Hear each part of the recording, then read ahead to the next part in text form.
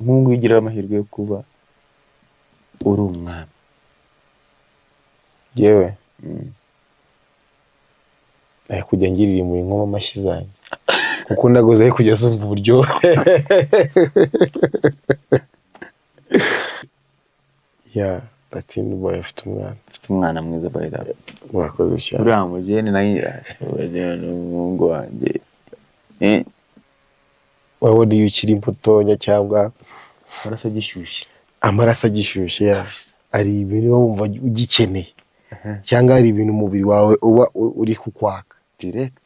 So byabaye ngombwa ko tugira n'ibiganiro birebire. Uwo munsi si iryo joro ugenda cyako muri icyo gihe ntabwo ari iryo joro, muri icyo gihe ya icyo gihe byabaye ngombwa ko bibaho, aragenda asubira ko ntabwo ari umunyarwanda.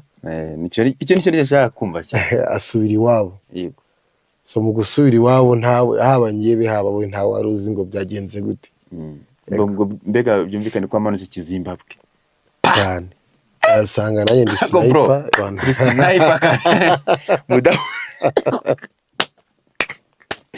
Mudahushwa ndakora ubwo ni umucyo se. Umucyo usugira amenyo. Hako ibingi udutungura katuzana ubwira kabiri warakaye wayahuje. Ariko bare ari gihe wayahuje amenyo wese uri kuri kandos. Ariko bare teen boy kuma nese nkungu reka nkubaza. Kera twumva ko abantu batambaraga nta myenda nyine yabagaho. Kibiye ngo turatuntu twincabure itero no fatira spirit yabaga hari cyangwa fata iriya life yari hari cyaje uyizana ubu kabasore bagirira ari benshi. Ko wajya utambuka mu muhanda amamodoka yagonganira mu muhanda kuko ari nk'igihe uba utambutse mba ntambutse kubona umuntu arashaka kukugonga, umupapa arashaka kukugonga bitewe n'iki yamanuye ikirahuri aciye umukobwa uteye neza, umuntu w'umugabo muzima aramurangariye atwaye imodoka ari kureba ku ruhande. Ukibaza nkawe koko kayibaza none bakoza amakosa reka tubishyire hafi bakawambika nk'abazuru kuko abazuru still baracyambaye hejuru empty, amabere yabo bari hanze, amabere gusa yarahagije direct. Ewa accident zaba mu muhanda ubwo polisi sinzi ko yazazikemura ko nimba yagishyira bakavuga ati aya masaha abakobwa ntabwo mwemere guca mu mihanda. Mwemere guca mu gitondo n'ikigoro wamenye babaca mu mihanda nta modoka yabereye kugenda mbega twadukuyeho. Twagiye ni igiki mu zuba mu mvura gihora gitose. Mu zuba no mu mvura gihora gitose. Yego. Kuzite nkaho gize icyo kintu ndumva nta kigesinga ariko ako nakivugira imbere ya kamera. Oya wacyuka nabyo mu zuba mu mvura. Icyo kintu se ni ikintu nukiba ku muntu niki ari hose baraziteranya n'abavandimwe ndasenga ku cyumweru. Ariko Yesu ikintu abakizi baje kutwandikira uko icyo giteye ubwoba. Ariko bazi ikintu gihora gitose tu bene ntigikeneye kuhirwa. Umupira ukenerwa kugira utohe. Ibaza icyo kintu ni Imana yakiremye yakitegerejeho kabisa. Ibaza icyo kintu giteye ubwoba byo yari bumura period kiri unique. Ubwo ni igiki ntikineye ubwoba nanjye ni ikiyo ni se buriya.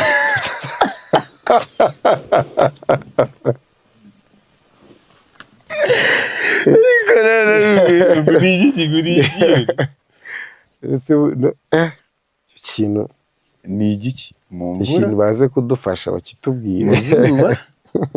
Igihe cyose gihora gitose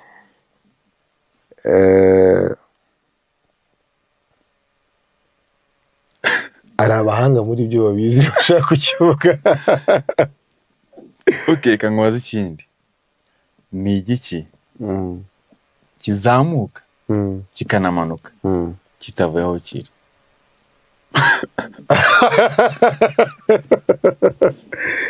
Kizamuka kikanamanuka kitavuye, kidateruwe cyangwa kitimuka. Kizamuka kikanamanuka kitavuye aho kiri. Ibyo abagabo twese turabizi.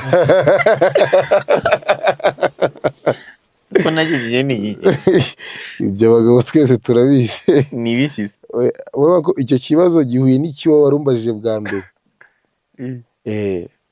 Gihuye, urabona kugira igiti gishibuke gikenera amazi, gikenera kuhirwa. Yego. Ibaze rero cya kintu gihora gitose igihuje n'igikeneye kuzamuka, kumva igiti cyaba gishibuze. Ariko none ibyo bibazo byo bifite ahantu bihuriye. Ahantu ko harimo kwesha imaka, harimo icyo bita kwe. Ikintu kizamuka kikanamanuka kitafite ni iki kizamuka kikamanuka kitavuye aho kiri, kigahura n'ikintu gihora gitose. Ngo bibyara bibyara ikintu kizamutse. Mbega bibyara kuri ikibazo warumbajijeho cy'uko ikintu cyazamuka kikanamanuka. Gusa ikintu ni igiki? Yes, nguhaye ikaze umuntu ukurikiye Home Chill nk'ibisanzwe. It's your boy Higgins. Rero mu minsi itambutse nahoze mbabwira ko ngiye kuzambazanira noneho abajeni bafite icyo bamaze kugeraho n'abajeni bazabaza kubinspira mu bintu byose mukora mu biki. Rero uno munsi ndi kumwe n'umubyinnyi, ikindi Latin boy. Turakwakiye kuri Home Chill brother. Murakoze cyane. Yego, rero turajya gutangire wibwira abantu. Ngenda kuzi ku giti cyanjye, ariko abantu badukurikiye bashobora kuba bamwe batakuzi. Rero tujya ngo abantu bacu bakumenye. Okay. Amazina yanjye nitwa Dani. So nkaba narashyizeho n'akandi kajyanye n'akazi nkora ka Latino boy. Latino boy. Yeah. Ubwo iyo umuntu avuze Latino boy atamenya ko iyo umuntu avuze Latino boy bitabyumva ko nyine ni Latino. So bijyanye n'ibyo nkora n'akazi kanjye kari professional. Ubundi se muri make ubundi ukora iki? Okay, muri make ntoza kubyina cyane, nigisha kubyina injyana z'amaratine harimo salsa, bachata, kizomba. Nkaba nanazi hosting hano mu mujyi wa Kigali. Hari iyo numvise rimwe bwa mbere ngo ni salsa, bachata, kizomba. Iyo bachata rero nanyize ngo ahubwo ni ukuntu wigisha abantu gucata. Bachata, ubwo bachata ni iyihe mbyino? Bachata nayo iri mu njyana bitakariza maratine. Gusa ni njyana zo zatangiriye muri za Cape Verde na za Amerika Latine. So niho njyana zatangiye twano muri Afrika tuzifashe vuba niko nabyita. Yego. Yego. Waje kumenya se ko ufite impano yo kubyina ryari? Actually navutse nzi kubyina imbyino zisanzwe, traditionnel, moderne na imzizi. Ahubwo aho nisanze imbyino izi ngizi nibyo byari bitangaje. Yego, we twambutse inyanja. Ubu turi kumwe n'umusare niwe uri dutwara kubishaka. Hari muri 2017 ari mfite inshuti yanjye yabibyinaga. Arambwira ati ahantu bigishiriza kubyina wazaza ukareba. So ku munsi wa mbere narahageze kabisa, nkubwije kuri nabibonye ndavuga ati iyi ntago ari tara yanjye, kuko nabonaga ari ubwa mbere mbibonye bigize mu maso yanjye. Ndavuga oya, ndagenda. Si umunsi ntago niza, ahubwo wa kabiri nibwo nagarutse. Nabwo naje nuko nta kintu ari mfite cyo gukora mu rugo. Ndavuga reka njye guhereza ahantu nabonye. So mageze nibwo natangira sasa kugenda niga, nangira kuba interested muri byo. Birangira mbikunze. Nge hari ukuntu njya nkunda kubona video zawe. Nkavuga none ndi hari ukuntu njya nikore iyo bita self assessment. Ndifata nanjye ubwo mba ndahagurutse ndinyoshe. ndavuga papa ibintu reka tubireke. None se biriya bintu ukuntu utwara amaboko ukajyana akaguru ni ibintu umuntu afatira igihe cyo kwiga amaboko cyangwa afata igihe byose akabitwarira hamwe? Kuko nabonye bimeze nk'aho biba bitajyana. Akaboko niba ugasiga umuntu turaza gushyiraho akavideo kamwe uri kwigisha abantu yego bazi kubibona, ndetse tunababwira n'abantu bafite gahunda yo kuba babyiga, uraza kubarangira ukuntu bakubona ukabafasha. Kuko nabonye ari imbyino nziza, najyaga nzibona nk'abantu baba bibera hanze, tukabona mu mafilime, tukabibona kuri YouTube bisanzwe. Ariko ibi bintu iyo uri kubikora n'undi muntu akaba akora indi dance moderne, agakora bisanzwe, hari umuntu ushaka kuvuga ati ibintu ni iby'abantu bakora nta kintu bafite cyo gukora. Ibi bintu wowe ubifata ute? Ibintu mbifata nk'akazi kanjye. Yego. Mbega ubwo karagutunze? Karantunze. Yego. So and bitandukanye cyane na dance moderne, kuko dance moderne wayibona ahantu hose, buri hantu hose wajya babona dance moderne. Ariko ikintu gitandukanya injyana yacu na dance moderne ni uko ni ikintu gisabwa kwigwa. Ntabwo ari ibintu umuntu avuka ngo asange bimurimo ngo azi kubyina shakushaku amapiyano. Ni ikintu umuntu yiga step by step. Mbega ntabwo wakireberaho ubonye abandi bantu babyikora, bisaba ko cyatendinga, bisaba ko cyatendinga ukanagikunda kikakujyamo, kuko iyo utakize ntiwakimenya. So ni ibintu muri Afurika byajemo mu minsi ishize, ntabwo bimaze igihe kinini bije muri Afurika, usibye ko kizomba yo yari isanzwe ihari. Yego. Because ni traditional dance yo muri Angola. Yego. So ariko hari izo bita semba bagiye abantu bazevapora bashyiramo ibindi bintu byabo. Byose yego, byose rero nibyo tugenda tugendera ngo nk'iyo muri East Africa ho ni byo bije vuba niko nabivuga. Yes. So ngiye ni ibintu by'agaciro kuko ni akazi kangiye karantunze. Ni ibintu nkora nkunze. Ntabwo ari ibintu nkora kwa ko ari akazi. Oya, ni ibintu ngiye nkora kuko mbikunze. Yego. Rero ngiye nkunda kwita nibariza cyane mpita nshaka gutamenya se famille ikibono uri kubyina kuri, ari ukuntu nyine mbabona ubyinana n'umukobwa nkabona uri kumwinjira. Ndashaka kugira ngo umeka experience, kuko tufite ababyeyi sometimes ababyeyi bacu bamwe na bamwe hari ubwo baba barize ariko bataragiye amahirwe yo kumenya n'ibindi bintu. Babona uri kumwe n'umukobwa, ubundi kera ngiye mwaye n'urugero najyaga ntinya no gufata umukobwa ku rutugu, kwa ko navuga ati ni icyaha. Wowe nk'umunsi wa mbere mama wabonye nkira video uri kwinjira mu mukobwa mubyina, ntugire ngo mvuze ibindi. Yego. muri kubyina ukamwinjiramo cyangwa wakakwinjiramo. Yego. So umunsi wa mbere cyangwa mu gihe cya mbere. Yego. Kuko ndatekereza ko mama yabonye video yanjye ndi kubyina already arabimenye ko ndi umubyinnyi. Ahubwo mu gihe cya mbere naramubwiraga ngiye kwiga kubyina, akambwira ugiye kuba imbobo, ugiye kunanirana, ibyo bintu ntacyo bizakugezaho. Urakoze cyane. Va muri ibyo ngibyo ushaka ibindi bintu ukora. Ndavuga ariko ngiye ndumva mbikunze. Arambwira ibyo ngibyo, nimba ushaka gukomeza ibyo bintu byanjye uzamvira mu rugo rwanjye. Gusa ikintu kimutungura ubu ngubu ni uko nyine yabonye ko nabitsimbarayeho nkomeza ndabikora. No muri kano kanya akabona sasa ko ari byo bintunze kandi n'inyungu zabyo nawe azibonaho.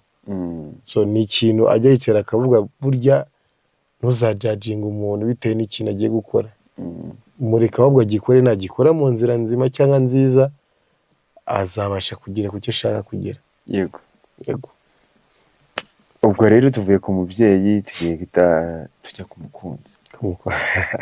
Ese Dani agira umukunzi? Ese yabonye ari kubyina atari kumwe nawe abivuga iki, cyangwa navuga ngo nakazi? Dani cyangwa kutubwira Latino boy. Muri rusange Dani sinabyita ko afite umukunzi ra.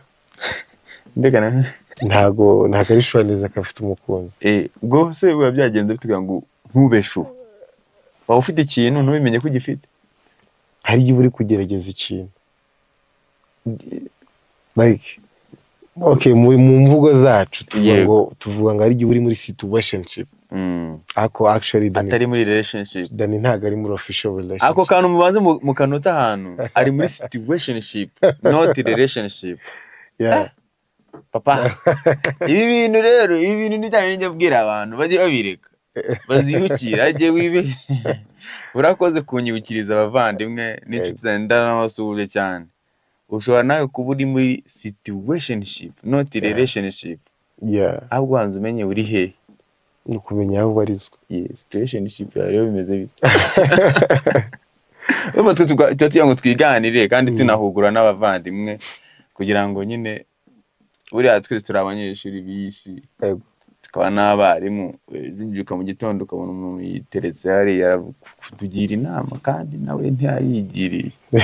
Ubwo rero okay situationship yanjye ukuntu imeze biracanganye nanjye rimwe rimwe bijya bincanga ari igihe mbyuka nkumva nabivamo ariko ikintu nyamukuru cyo gihari ni uko umuntu cyangwa umuntu uba muri gushaka kugeragezanya haba ari ikintu hagati yanyu kibahuza kitari uko ushaka kumutera itaki kitari uko ushaka something from her hari ikintu mwebwe hanyu bwanyu kibahuza so icyo gikomeza kuba umubano wanyu wakomeza. Yeah actually she is my favorite girl, that's why nabyita ko ndi muri situationship. Okay yeah ubwo muri reka tubishyire mu buryo bwiza muri kwigana urakoze cyane muri kwigana tutegereje kuzabona mwagraduatinganye yeah no tubona diplome hanze one comes in the future so okay so tunagusuhuza nawe munyeshuri n'umwarimu turamusuhuje. Anyway reka twigire muri project zihari kuko kenshi turaza kujya mu gutanga inama kuri bagenzi bacu cyangwa ku bantu bari hasi yacu cyangwa ku bandi bantu bagerageje nk'ibyo wagerageje bigacamo ukanatubwira n'ibanga wakoresheje. Dushyira aho ngaho rero reka niba ari Team Boy bwashize nabonye wapostinze umwana ese Team Boy afite umwana kuko urumva mwebwe mufite amahirwe menshi yo guhura n'abakobwa kandi ikindi cya kabiri ngo mukurwa n'abakobwa, ikindi cya gatatu ngo nuko aho muri hose igitsina gore cyo kiri hafi yanyu ni mwebwe mumeze nka Kadafi niwe warindwaga n'abakobwa. Ese nibyo? Yeah Team Boy afite umwana mwiza by the way. Murakoze cyane. Uriya mugeni nayo n'umuhungu wanjye duha amakuru ukuntu byaje kugenda. Wari uri muri situationship cyangwa we ntago nari ndi muri situationship cyangwa relationship. Uriya mwana kukuntu yaje biracanganye kuko yaje nanjye ntabizi. Gute se? Mbabarira ntumbwiye. Uriya mwana yaje ntabizi nanjye nagiye kubona ibintu bingoye bambwira dufite umwana. Oya se ntumwe ntago byagenze nka kwa kundi kwasana ukuntu yabyaye umwana muri piscine. Oya ahubwo njye na nyina twahuye mbere twahuye nabwo muri ibi bintu ahantu twakuraga icyo twita social dance cya social night. Ubwo ni uruhurire tujya dutegura cyane event dutegura ya buri cyumweru ihurizwamo cyangwa ihuriramo abantu babyina izo mbyino hano mu Rwanda n'abashaka kuziga kuko dugiramo n'amaklase dutangamo ya free classes kuri buri munsi. Tukira aho ngaho reka manze ndabura abantu banjye ukeneye kwiga kubyina kizomba dance salsa hari indi ni bachata yo bachata yo niyo nshaka ko experiencing aho ukuntu kagombo na kompa kompa ari kompa music bisanzwe. Kompa nayo ni injyana yo kubyina. Okay nyabuna ho muciriri hano ku bwanyu muze mwige ku buntu utazajya kubyinana na shere wawe ugasanga uri kumukandagira uri kumukubita amazido nka muze mwige dore Team Boy Dan kandi niwe wamwishimiye cyangwa niba ukunda ibyo akora akanyenyeri ke karacya kawe gakora kiri kubigenza. Twikomereze. Yeah. Muhuriye muri iyo event. Muri iyo event. So wabona iyo ukiri mutonya cyangwa amaraso agishyushye ari ibintu wumva ugikeneye cyangwa hari ibintu umubiri wawe uba uri kukwaka direct. So byabaye ngombwa ko tugira n'ibiganiro birebire. Uwo munsi si iryo joro ugenda cyangwa muri icyo gihe ntabwo ari iryo joro, muri icyo gihe icyo gihe byabaye ngombwa ko bibaho, aragenda asubira ko ntabwo ari umunyarwanda. Icyo nicyo nashaka kumva cyane. Asubira iwabo. Yego. So mu gusubira iwabo ntawe haba njyewe haba we ntawe wari uzi ngo byagenze gute. Mbega byumvikane ko amanutse Kizimbabwe cyane. Asanga naye ndi sniper.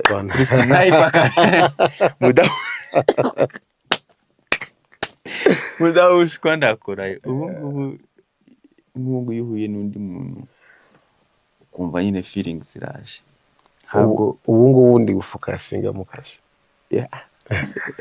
Uriya nyine reka wenda tuvuge gake kugira ngo wenda turi abantu kandi igifu gihora kitwaka n'ikindi gifu rero gihora kitwaka iyo wariyeho.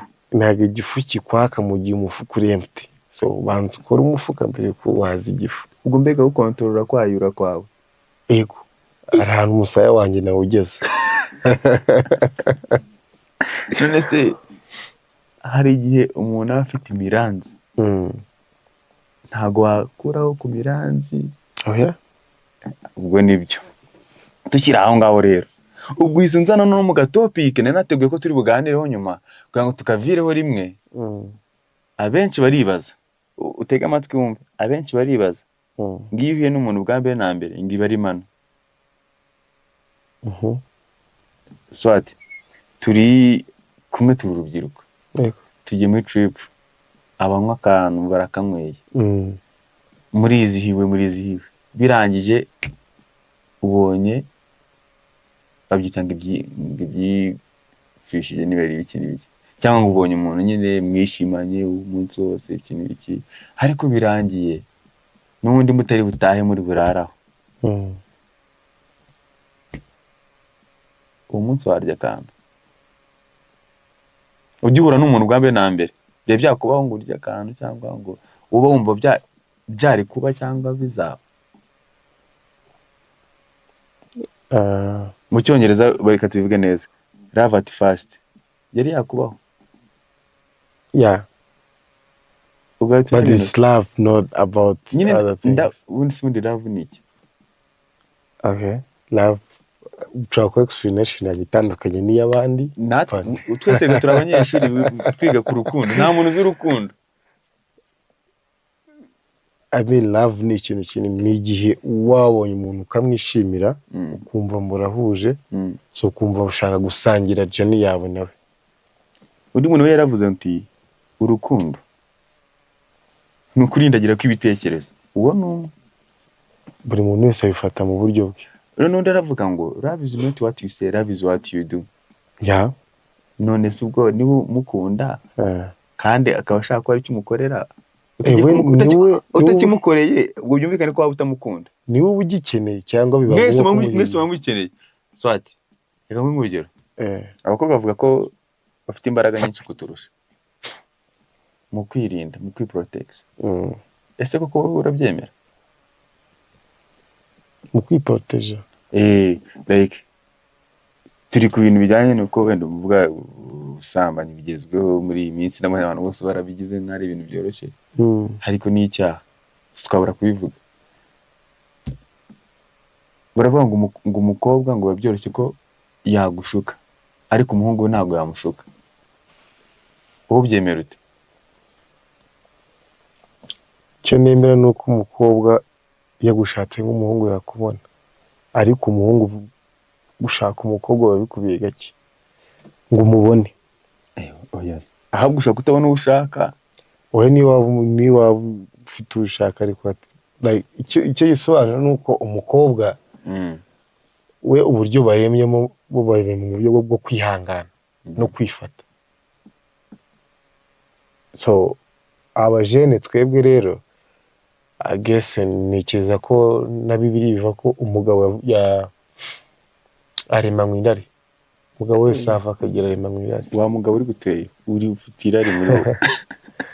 So rero ukwihangana kw'abagabo n'ukwihangana kw'abagore, abagore baraturusha kwihangana,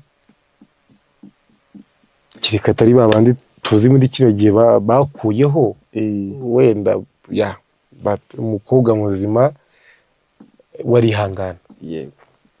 None se urakoze kuduha igisubizo, nawe ndumva nemeranya nawe. Hari umuntu wari wabimbajije, ndavuga rero ibi bintu ntago ngiye buriya iyo umuntu ambajije ikintu nkabura icyo musubiza, ndavuga tuzakiganira n'undi muntu tuzatumira cyangwa tuzagira guto turi muri deba, turi ahantu twicariye turi kuburana cyane ibiki n'ibiki, ariko icyo nshatse kumininga nuko wa mugani wawe nk'uko abantu benshi babizi, abasore amaso yacu ndavuyemo, irari ryacu riba ngo ku maso, iyo ubonye gutangira gutekereza byinshi cyane. So twikomereje hariya mu kazi kanyu, ntiharimo abantu wenda bakugirira kwashi abakobwa ugasanga wenda bashaka kuyobya direction yabafasha, iyo bikubayeho cyangwa iyo bibaye ubihandoyinga ute? Mu kazi kanjye iyo ngiye gukora nkora nk'umuprofesiyoneri. So umuprofesiyoneri iyo ndi mu kazi aba ari akazi, nta kindi kintu cyaba kigomba kuza kumvangira mu murongo wanjye. So wenda ibindi bishobora kuba biba akazi karangiye, ariko iyo turi mu kazi, iyo ndi muri action ngo ndi mu kazi, umuntu wese mufata nk'undi. Yaba nk'urugero, yaba mfite girlfriend akaba ari mu kazi kanjye, ndamufata nk'umucyambere, ngomba kumufata nk'umukiriya kugira ngo na mugenzi nawe mufate nk'umukiriya, rero bize guhuza hamwe mbyita akazi kanjye. So ninsohoka mu kazi kanjye ndabatangiye mu bundi buzima bwanjye nka Dani. Hako mu kazi ndaba ndi Latino boy, mbega ndaba ndi gukora iby'umwuga wanjye nsaba gukora. Yego, uri gukora mbega kinyamwuga pana biri nani profession. Yego. Twikomereza, ese izihe challenge uhura nazo mu kazi ka buri munsi, nta kazi katagira challenge cyangwa motivation? Shaka kuduha challenge and then ubwo uyu munsi no wawe no kwiganira, kuko nanjye ndashaka kuzatembera. So ndi kubyina na n'umuntu zamukubita imishoti ambwira ati nakatifura bro. Okay. Challenge murira mu kazi kanjye ntago zijya zibura challenge mu buzima, kuko ibintu nkora ntago ari byonyine bikora mu Rwanda. So hari abandi babikora. Iyo challenge nuko ushaka kujya ahangaha kumva umuntu ari kuvuga ibitandukanye n'ukuntu uteye, cyangwa ari kukuvuga nabi kamivuge gutyo.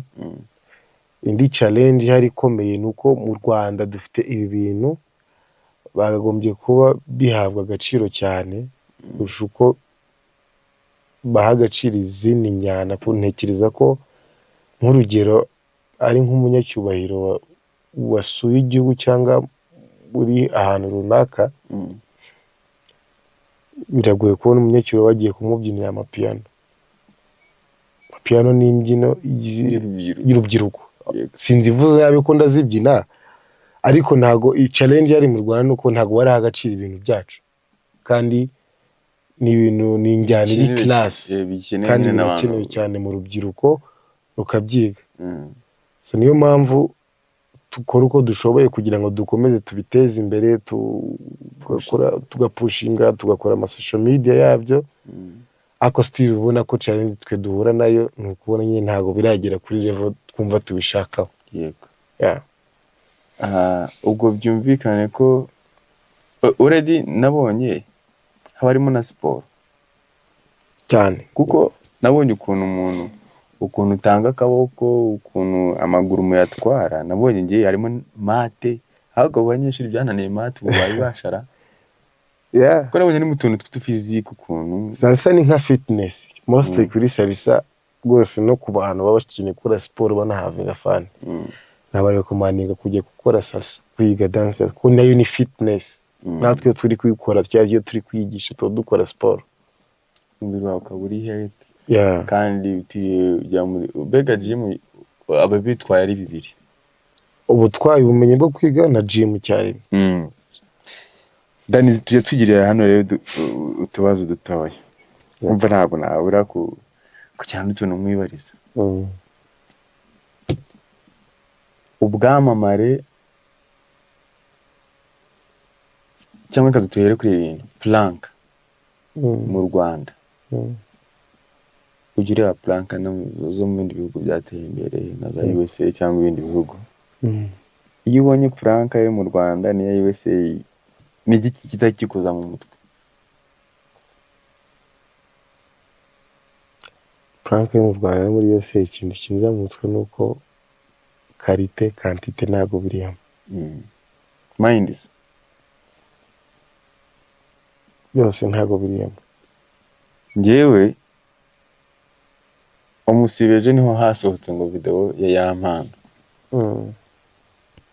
Bamwe baravuga ngo ni prank, ari gutwikira video ye, gutwikira indirimbo ze. Ese iyo uri kubona ibintu biba biri kuba mu Rwanda ukabona biri kuba ku rubyiruko, kuko Yampano ari mu rubyiruko acyari muto, nuko wenda biba byarabaye ko bose yarashatse abana n'umugore, ukayibona kuri uyu mujene nk'uriya acyafite imyaka myinshi yo kubaho. Imana nikomeza kumutiza ubuzima azaho igihe kirekire. Tekereza n'umunsi azaba ari kwireba ibintu bigiye kuri YouTube cyangwa ibintu bigiye kuri social media ntibijye birangira, uko byagenda kose gahora kagaruka. Iyo uri kubona ibi bintu biri kuba gutya, ni iki kiza gikuza mu mutwe cyane? Ni uhita ubona ute u Rwanda mu myaka nk'15 iri imbere? Ukuntu mbona u Rwanda ni uko urubyiruko turi gushakira ibintu ahantu bitari. Yego. Buri muntu wese arashaka kwamamara mu buryo bwe cyangwa mu buryo haba anyuze mu buryo bwiza cyangwa bubi. Ikindi kigaragara ni uko urubyiruko ntabwo rugitinyutse nyine gukorwa n'isoni. Babigize easy. Mbega ibintu byose byaba easy. Nk'uko wabivuze kare, barashaka kugendera ku mico nk'iyo za USA. Kandi bariya baturi imbere nk'imyaka 10, haba mu mitekerereze, haba mu mikorere, haba mu myumvire, haba mu buryo bwo kuwoninga amafaranga no kuyakoresha, baturi imbere cyane. So tugushaka kwisanisha nabo no tukisanisha nabo mu buryo bubi. Hano Yampano yari yagiye kwa Emirene, akabona kumbisha nimugoroba, niho nahise numva yinigeze kangagoye wumve amavideo yawe ngo urukoza soni ngo barafite ngo barashyira hanze n'ibiki. Ntabwo nzi ukuntu byatangiye, yewe ndabidusobanurira. Ikintu cya mbere cyo navuga, man, tugira abanzi bo babaho, kandi abanzi b'ibyiza kuri wowe babaho. Umuntu ashaka kwifata rwose akahita amena amata yawe akayajugunyame. Urumva ntabwo Irene najya mu bintu byinshi by'ibi bintu ngo urumva sinzi niho uri kumva ikintu. Abantu bagira abanzi benshi ngo umuntu ashaka kumena amata yawe, akurumva ko bya bintu nyine video zari ziri hanze. Kadukomeze wumve ibintu bitari ngombwa. Nanone ikintu Imana yakoze nuko ibyo bintu babuze aho biri, nanjye nabuze aho biri. Ikiganiro kimaze igihe nk'amezi 6 kamera baraneze ndayibareka. Ikintu cyo navugaho, ibyo bavugaga ntaho bitaniye n'ukuri. Ndabyumva n'ukuri, ariko ngo yategereje ko n'abantu uba nyine ni ibintu wazi. Uyu mujene rero aba afite nk'ibindi bintu ahiga, tukundi kubona bari kwikorera. n'ukuri kw'ikinyoma, uko njyewe nkafata ibintu byawe ntabwo bitakureba ugashaka kubigira ukuri. Uba wumva se biraza guhinduka ukuri gute? Kandi hagati ya nyirabyo n'Imana imbere yabo ari ukuri kwabo. Bavuga ko ari amavideo yawe uri kuryamana n'umukobwa. umukobwa se ntabwo mbivuga pe, ni ibintu by'ubugogi ntajyamo. nkibaza ibyo bintu biraza kwangiza kariyeri ye, ni ukumwangisha abantu se birakunda koko? nta ngaruka byakugizeho uvugishije ukuri? ubona nta ngaruka byakugizeho? Ingaruka sinzi ukuntu, ntabwo nanzi mu mitwe y'abantu babyumvisha ukuntu bagiye babifata, ntabwo mbizi, ariko icyo nzi ni uko yaba umugore, yaba umupapa, yaba umwana, yaba ni ibintu baba bagomba umwana aba agomba kuzaza akabicamo akabikora. Yego tukiri aho ngaho man, uyu muhungu njye sinzi ukuntu nabisobanura, ariko bigaragara ko yari afite ikibazo. Urebye n'imivugire ye n'imyanarize ye kuri video zari zafashwe, uko mbitekereza njyewe. Ariko ikibazo gihari, we byari bitarajya hanze. Ejo narebye ikiganiro bavuga ko yagiye ngo kuri RIB ngo arabura nango umuntu babana ibintu nk'ibyo ngibyo, arasaba nyine ko amavido atajya hanze. Iyo kureba urubyiruko rw'ubu ngubu, ndagira ngo nyine use nugira icyo uvuga ku rubyiruko cyane, n'ubu ibintu bigenda bimeze kuriya. None numvise kandi kantu yes, Latin boy. Rero ngiye ndifuza ko ugira itafari cyangwa mu buryo bwiza, turifuza ko ushyiraho umucyo kuri kariyeri yanyu ya Sarisa, Kizomba, Kompa n'ibindi byose. Ese hari abantu bahejwe kuza kwiga? Abantu bose bemerewe kuza kwiga? Gira icyo tubwiraho cyangwa ujijura abantu cyangwa ukura abantu mu rujijo. Nta muntu hejwe kwiga. Yego. Haba abakuru, urubyiruko, bose imiryango irafunguye kuri bo bajoininga ishuri bakaza bakiga. Usibye ko muri no minsi cyangwa muri kino gihe ntabwo turafungura ishuri ryeruye, kuko turi mu buryo bwo kurisana cyangwa kuryubaka. So I'm guessing ko mu mpera z'uyu mwaka aribwo ishuri riba rifunguye, cyangwa umwaka urarangira definitely byose byakozwe. Yego. Gusa nirifungurwa bizamenyekana, tuzabyamamaza haba ku bitangazamakuru, haba ku mateleviziyo, ku masocial media yacu, bizaboneka. Ikindi muri kino gihe kubifuza kwiga nawe ntago ahejwe ngo yange kuza kwiga. Ndatekereza haraza kujyaho nimero zanyu cyangwa ama website yanyu nkoresha, umuntu yanyandikira haba kuri WhatsApp, Instagram, kanyandikira tukareba uburyo twabikora. So still now ndacyari kwigisha, no kubyo ndi kubyita ko ndi gukora private classes, ariko abanyeshuri barenze 5 bajyana ahantu hagareka bariho mbigishiriza. Yego. Uravuze ati mu gihe muri gusana ishuri cyangwa muri kuryubaka, kugira ngo mugire post yanyu y'ahantu, location yanyu aho umuntu yabasanga. Yego. Uri gukora private classes. Yego. So hari igihe umuntu ashobora kukubwira ati njye rero Latin boy mfite amasaha make yamba mu kazi gutya ninze, ese byakunda ko wajya umfasha unsanze mu rugo? Ese musanga abantu mu rugo cyangwa babasanga mwebwe aho mwateguye? So iyo mvuze private biba depend n'umuntu ushaka kwiga. Ari igihe musanga ahantu yigishiriza, ahantu ari plutôt, hari n'igihe nawe ambwira ati sasa ngiwe mu rugo mbana n'abantu benshi, cyangwa wenda nago ari enough space yo kuba twahigira. Muri icyo gihe amaze excuse nanjye mfite ukuntu nshaka ahantu nyigishiriza. Rero urumva nawe muntu ukurikiye Home Chill, nanakwibutsa gukora subscribe na share na comment.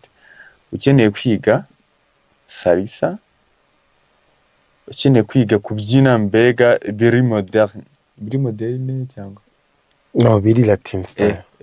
Style. nayo ngo stylish. Wavugisha Dani Latin boy akagufasha akaguhugura akaguha ubumenyi ukamenya nawe kubyina, ejo mutazasohokana n'umukunzi wawe bikakubyendekera nk'ibyambayeho bibaho. Ariko rero tunabibutsa ko afite social media platform wamusangaho, ugiye uzibabwira, uduhe na nimero yawe ugukeneye mu gihe atarebye muri description ngo arebe nimero yawe cyangwa iki akaba yazikurikirana ku kiganiro. Yego, nimero yanjye ni 078 25 89 652. Yego, urakoze cyane Latin boy. Ubu nongeye kubaza tubazo tw'abajene, urumva umujene, hari tubazo ngiye nkunda kwigirira ngo duhugurane tunishimane. Buriya iyo usetse nanjye biranshimisha, iyo utekereje byinshi bituma nanjye mvuga ati wow, reka n'umujene atekereza nawe turebe wagwana. Ni igiki gifite amaguru n'amaboko ariko iyo kigendesha umutwe?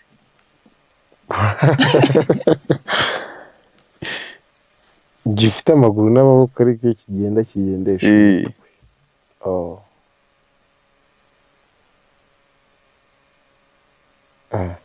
Cyo kiransinze. Numva nari umuhanga muri iki ngicyo. Ntako wagerageza bro. Kugerageza. Yego, ni iki nyine ndashaka kumenya ni iki?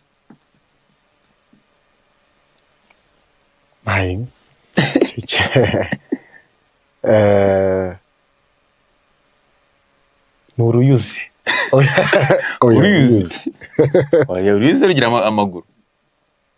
Ntekereza ko nta kintu Imana nyinshi kitagira amaguru n'amaboko. Amaguru y'uruyuzi sibwo nayahe? Mbaza nkubaza. Nyine ni igiki? Ni igiki kigira amaguru n'amaboko ariko iyo kigendesha umutwe? Ibyo ngibyo urashobora kuba warabyize nasohotse. Okay, reka twikomereze. Ngenda komeza ubwo nyine muri session comment nababonye akazi bagiye kutubwira icyo ari cyo. Ni igiki? Si umuntu, si n'inyamaswa ariko kigira amenyo. Si umuntu, si n'inyamaswa ariko kigira amenyo. Yego. Ayayayaya. Ubushobozi bw'imitekerereze anga barazi kugorana. Yakuseka nk'ababoss bwite. Nk'igikira, si umuntu, si n'inyamaswa. Ni igiti. Ngo ni igiki? Si umuntu, si n'inyamaswa, si igiti. Igiti buriya nta menyo kigira. Igiti kigira amenyo ko kigira imizi? Twafata imizi tukagira nk'amenyo kuko umuzi wagufashe ntabwo wawucika. Wagiye gakunze. Ngo iki kintu si umuntu, si n'inyamaswa kigira amenyo ariko kigira amenyo, kandi wasanga wari ubona nacyo kiremwa Imana ishobora kuba yarakiremye ku munsi wa mbere kabisa, yarangije kurema ibindi. Kandi Imana yararemye mbere na mbere yaremye ijuru n'isi. Umunsi wa mbere avuga ati habeho umucyo. Ubwo ni umucyo se? Umucyo ugira amenyo? Hako igihe udutungura ukatuzana ubwira kabiri warakaye wayahuje. Ariko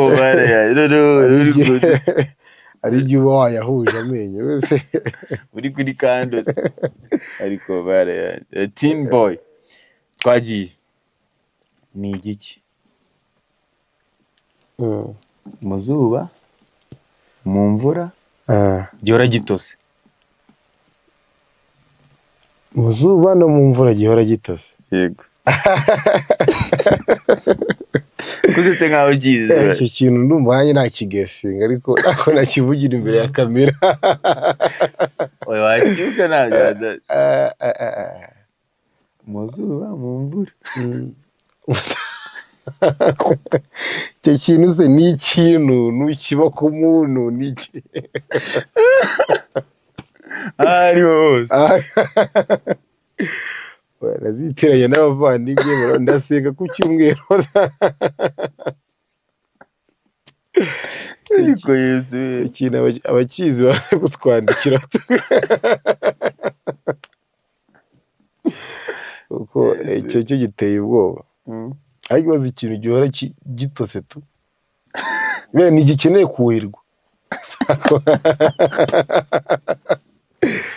umupira ukenerwa kugira utohe ibaza icyo kintu ni Imana yakiremye yakitegerejeho kabisa ibaza icyo kintu giteye ubwoba byo rero ubura period kiri unique ubwo ni igiki mukeneye ubwoba nanjye ni ikiyo ni se buriya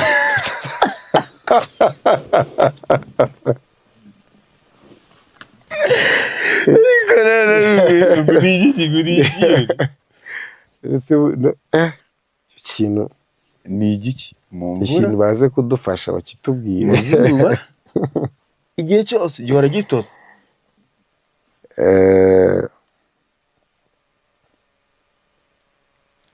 hari abahanga muri byo babizi bashaka kukivuga okay kanwaza ikindi ni igiki kizamuka kikanamanuka kitavuye aho kiri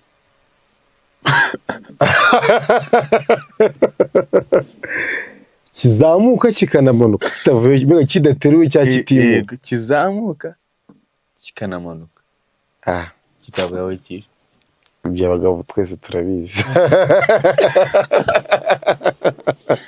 ko nagiye ni iki ibyo abagabo twese turabizi ni bishyize urabona ko icyo kibazo gihuye n'ikiwo warumbajije bwa mbere gihuye urabona kugira igiti gishibuke gikenera amazi gikenera kuhirwa yego ibaze rero cya kintu gihora gitose igihuje n'igikeneye kuzamuka kumva igiti cyaba gishibuze ariko none ibyo bibazo byo bifite ahantu bihuriye ahantu ko harimo question mark harimo icyo bita kwe ikintu kizamuka kikanamanuka kidafite ni iki kizamuka kikamanuka kitavuye aho kiri kigahora n'ikintu gihora gitose ngo bibyara ikintu kizamutse mbega bibyara kuri ikibazo warumbajijeho cy'uko ikintu cyazamuka kikanamanuka gusa ikintu ni igiki nyine hari abantu narabibonye abantu bafite ubunararibonye muri ibyo bintu ariko ntekereza ko ibyo bintu bihuye kuko ikintu gitose nikizamuka kikamanuka ngo icyo kintu kizamuka kibuze y'amazi kiramanuka cyayabona kikazamuka ngo ni ibintu biri ku iki kintu se kiri evaporating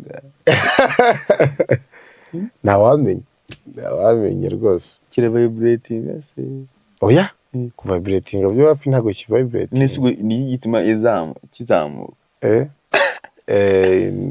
Ismail Munafuza ngo ni uturemangingo biliyari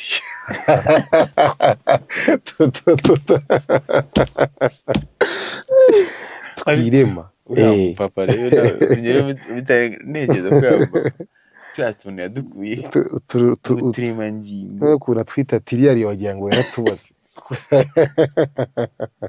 mbwira nk'akantu kamwe ka Ismail Mwanafunzi yavuze ukumva karagukomye ko wavuze ngo nimba ngo urabona ngo sari umwigana nk'uko ufite ijwi ryabasha kwigana iratoye iki kibazo nawe ujya ukibazaho yego uko ubukungu bw'inasi bugenda bumanuka buzamuka mbona ngo n'ikihe gisigaye gira ngo agiye kuvuga ikintu kizima ubwo bukene ufite nibwo nanjye mfite ngo ibaze nk'inkoko wariye amagi yazo ngo iyo uyareka ngo nanjye nkayareka na mugenzi wawe akayareka nyine tuba dutuye mu isi y'amagi ashyiramo ubwenge bwinshi agakabya ngo mu gitondo iyo ubyutse ukareba hejuru ukabona ikibunda kundi ijuru ryarakaye nkunda gusuhuje mani ukurikiye Ismail Manafunzi kubera ko izo papa so reka twikomereze rero n'ubu uri kwanga kunsubiza ibibazo byanjye ariko ntabwo ndi buve hano utansubije ni igiki kinjira gikomeye kigasohoka cyoroshye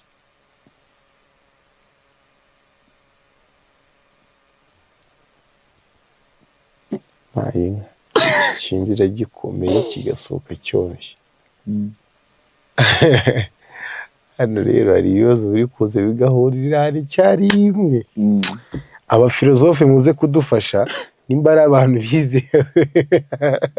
Mukanda tuguha amahirwe nawe yo kumbaza ibyo ushaka kuko ntago nasangira n'umuza akoramo. Yego. Kinjira gikomeye kigasohoka cyoroshye.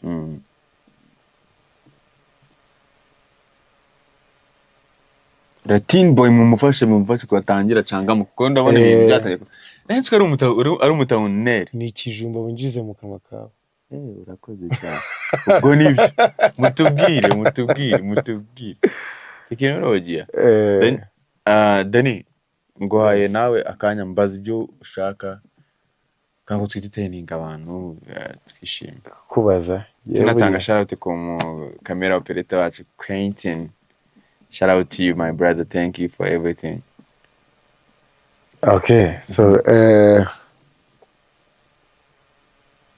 ikibazo cyanjye kiragira igiti. Muri mu masiganwa. Usize umuntu wa kabiri. Turi bangahe? Cyangwa turi abantu batanu turi mu masiganwa. Muri abantu 10 mu masiganwa. Usize umuntu wa kabiri. Yego. Urabura wa kangahe? Nyine ngende wakangasa ahubwo turi abantu 10 muri abantu 10 uwo uriwe ntago biturebe ahubwo usize umuntu wa kabiri urabura wa kangahe kandi wa 9 kuko ngende wa 10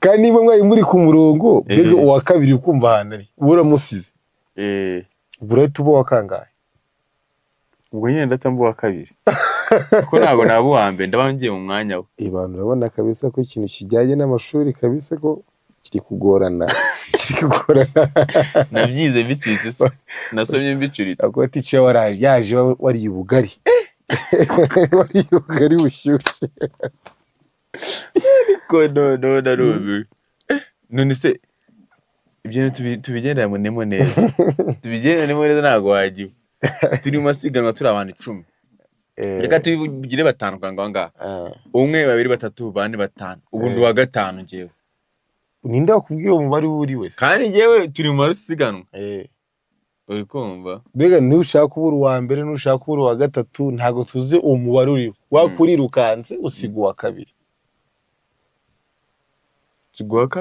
usiga wa kabiri ngaho nyumvira nisugiye ibintu mani ikibazo rero ndumva ntazi kuno kibajije. Okay, ntago ngende bwiza mu kubaza ibibazo ariko ubutaranza nzabikwandikira nzakubaza. Urakoze cyane. Ngambaza ikindi no naye mbite cyangwa reka manze nkubaze nawe. Uri umuntu ajyanye mu mibare nanjye tuzanye ikindi tubare twinshi cyane twiza.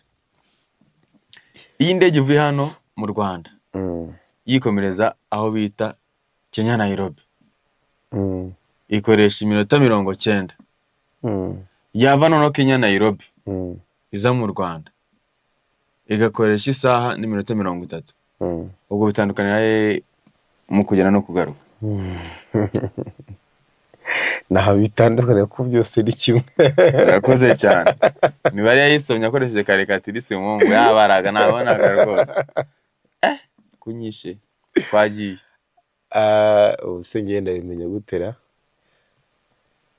Bo inkoko isage ngwa turagiye ku mupaka hari cyangwa yateye ziko numva ikizi papa naye kumanirukara ndeka none ngiye mwibareza no iki kibazo nta nubwo uri munagisubize ndabizi neza nushaka gufatira karikatirisi fata telefone yawe ntari okay ngenda ndakubaza ikibazo kandi cyakwica ngiye kubaza ikibazo cyose njya muri karikatirisi none ngiye we ntunyereke imibare igiye gufata fata umubare ushaka umubare nshaka yego kuva naye kamwe mbikora teranyaho kabiri Irengeho kabiri. Teranyeho kabiri. Eh. Ukuremo umubare wafashe bwa mbere. Igisubizo ubonye 4. Direct. Nguremo umubare nabonye bwa mbere. Igisubizo ubonye 4. Direct. None mpite nkubaza. Oye. Nibyo. Ngiye mani bafite imibare igiye bandarapanze papa. Umbwire giye noneho ukuntu ngiye waza ushaka kunyifatisha direct. Kumva ko ikintu kijyanye n'amate kabisa ushobora kuba barayize uhari. Ngiyi kane rwose direct. Ngiye mandi kubara abandi papa. Ubwo twagiye. None igisi kikunaniye sinyigutsinze. 2 guteranyaho 2 ni kangahe? 2 guteranyaho 2. Yego. Ni 4. Arabikoze. 2 gukuba 2. 2 gukuba 2.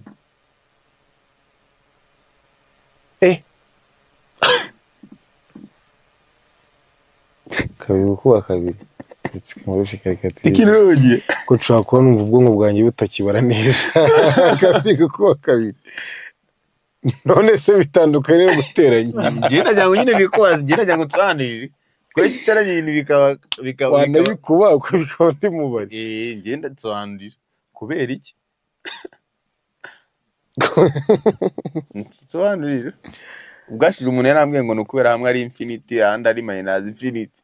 Ubwo sinzi iby'infinity byari byo. Ariko hano ngiye mfite ikibazo cyuko iyo ticazaga agiye kwigisha math nahitaga ngira ibitotsi. Sinamenyaga aho nabikuraga gusa numvaga mfite ibitotsi byinshi cyane. Namara ntago mwayize se? Mari wanjye barayinkubitiye ariko Mari biranshobora kuba naramenye ni nk'iya mbere n'iya kabiri gusa. Numaze ko turi muri 2. 2. Cyonze cyo nuko nyine 2 tuba twakubye tuba twongeyeho. Ahubwo nyine biterwa n'iki? Kubera icyamwe guteranya no gukuba byose bingana kandi bitangana mu busanzwe. Ikibazo ni mwana afunze wagisubiza. Reka tukimuharire.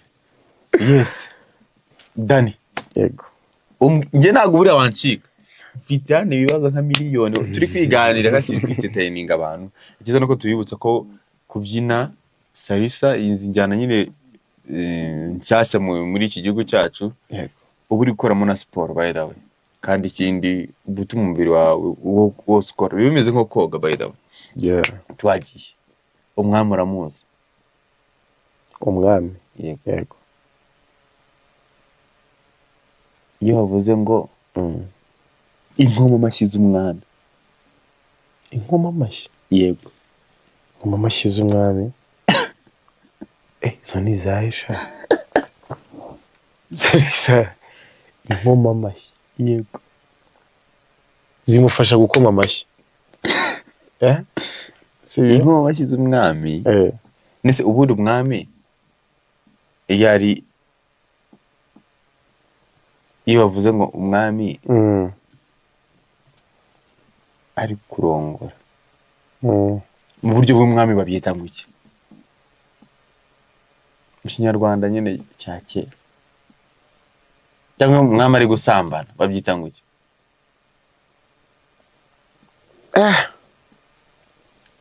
Mwami ariko abari kwenyegeza. Ariko umwami ari kwenyegeza. Mbega umwami ntarongora arenyegeza. Ikintu nzi umwami akora nuko atanga gusa. Atanga iki? Umwami ngiye apfuye ntagapfa. Umwami abatanze. Iki nicyo kintu naba ndi shuwa yacu. Naho se iyo umwami ari kuri toilette babyita ngo iki?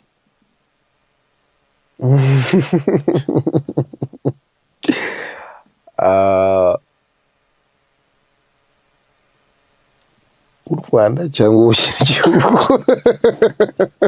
Mu Rwanda se tugira umwami ko twagiraga wahoze nyine ari umwami w'u Rwanda. Nanibuka tuvuga wahoze ari umwami w'u Rwanda. Ko kitajya biga amateka y'umwami ariko.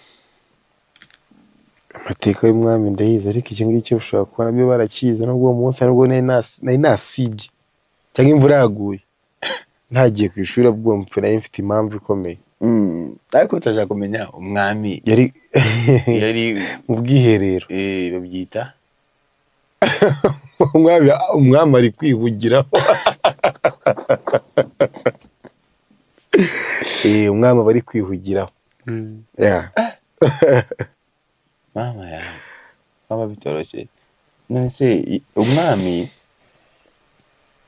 iyo ari kurya umwana cyangwa mu mvuga yacu ubu ngo gusambana ngo ni ukurya umwana, uri kumva habaga hari abandi ngo iyo bari gusambana mu mvugo y'ubu baba bari gushyiramo akaziki, ariko umwami we yari afite abantu bita ingoma amashyi. Nabikubwiye baba bari gukoma amashyi bavuga ati komereza umwami wacu. Ako numva ukaba yagize kukumvaho. Noneho ngo umwami ikintu gitangaje ni ukuntu izo nkoma amashyi babaga barazikonye. Mbego nta kintu zo zumvaga mu bijyanye n'imyororokere cyane n'ibiki direct. Ko zari zaragowe. Uzi kwifuza ikintu utakibona. Base zarifuzaga Nta kuntu utakifuza, ahubwo nta buryo zari zifite zabibona. Ni nk'uko ushaka kwicara ukavuga ngo ndashaka kwifuza amafaranga ya Elon Musk. Ngo nta n'umuntu w'iwanyu wazigera upfu yagize. Rero uba wifuza ikintu uziko kitazabaho. noneho ngo babaga bari gukoma amashyi. Amakuru dukura mu bamotari, abamotari barago, abamotari nibo babeshyerwa ibintu byose. Makuru mukuri bwana cyangwa. Ngo buriya ngo umwami yabaga ari kunyorosha, ngo abandi bari muri gutya. Ambwira ati komereza. Ngaho imagine noneho nawe uri umwami. Nkungu ugira amahirwe yo kuba uri umwami. Yewe naye kujya ngirira impuhwe inkoma amashyi zanjye kuko nagoze aho kujya zumva uburyohe. Nese nkungu reka nkubaze. Kera twumva ko abantu batambaraga nta myenda nyine yabagaho, kigiye ngo turiya tuntu tw'incabure itero no ufatira spirit yabaga hari cyangwa ufata iriya life yari ihari kiragiye uyizana ubu. Abasore bagirira ari benshi. Ko wajya utambuka mu muhanda amamodoka yagonganira mu muhanda, kuko ari nk'igihe uba utambutse mba ntambutse kubona umuntu arashaka kukugonga, umupapa arashaka kukugonga bitewe n'iki yambanuye ikirahuri aciye umukobwa uteye neza, umuntu w'umugabo muzima aramurangariye atwaye imodoka ari kureba ku ruhande. Ukibaza nkawe koko kabibaza none bakoze amakosa reka tubishyire hafi bakabambika nk'abazuru, kuko abazuru still baracyambaye hejuru empty, amabere yabo bari hanze, amabere gusa yarahagije direct. Na accident zaba mu muhanda ngo polisi sinzi ko yazazikemura, ko nimba yagishyira bakavuga ati aya masaha abakobwa ntabwo mwemere guca mu mihanda. Mwemere guca mu gitondo n'ikigoro wamenye babaca mu mihanda, nta modoka yabereye kugenda mbega twadukuyeho. Rero byaba biteye ubwoba. Urakoze cyane Danny the Teen Boy, wakoze kwitabira ubutumire bwacu, kandi ikindi turagushimiye. Abantu baza bagusapotinge, abantu baguhamagare baze kuri platform zawe bakwereka urukundo, bagufollowing kuri IG, bagukurikira ahantu hose. Hari ufite TikTok? Ukukiye kuri TikTok urababwira amazina yawe, n'ukeneye kuguflashinga nawe abikore, turashyiraho nimero yawe. Gira ijambo rimwe dusozereza ibi ni akagaruka. Mwakoze kuntumira muri Home Chill, byari byumugisha kubana namwe. Ikindi twiteguye kubafasha abantu ukeneye ubufasha cyangwa mukeneye kwiga, turi hano ku bwanyu. So ku kijyanye n'amasocial media yanjye, kuri Instagram nitwa Danny Latino 250, ni Instagram account yanjye. So nunayijyaho hariho link yanjye, hariho bio yanjye ya WhatsApp, so biri easy kwita binjira muri WhatsApp yanjye uciye muri Instagram. Kuri TikTok ho nitwa izina riri muri Cyespagnol, Swahili yitwa Baila con Fuego. baki Baila con Fuego gusobanuye bisobanuye uburyohe bw'umuziki. Baila Con Fuego. con fuego. Yeah. Turaza kubishyiraho kuri description munsi baraza ku following. Uyu ni Umunyesipanyol w'Umunyarwanda. Yego. Byari byiza ko turi kumwe namwe kandi nawe niba utarakora share na comment kuri Home Chill. Please kora subscribe. Kandi tujye tukugezaho ibiganiro byiza kandi bigufasha wowe w'urubyiruko n'ifitiye inyungu cyane. Ciao ciao.